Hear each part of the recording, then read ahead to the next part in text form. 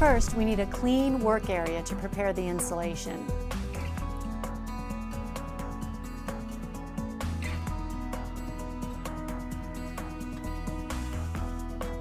The contact adhesive in the grooves of FPF field preform allows us one chance to form correctly, so we must carefully align the product as we roll to form.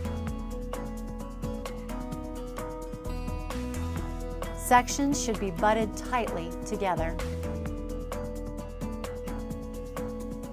The insulation is held in place with reinforced tape or wire.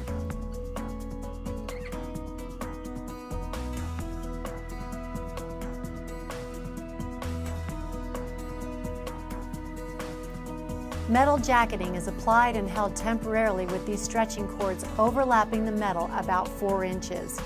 Then the metal bands are applied.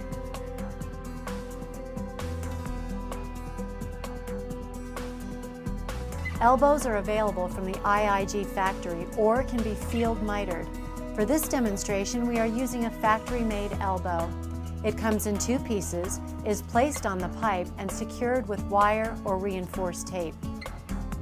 A metal can is then applied and banded.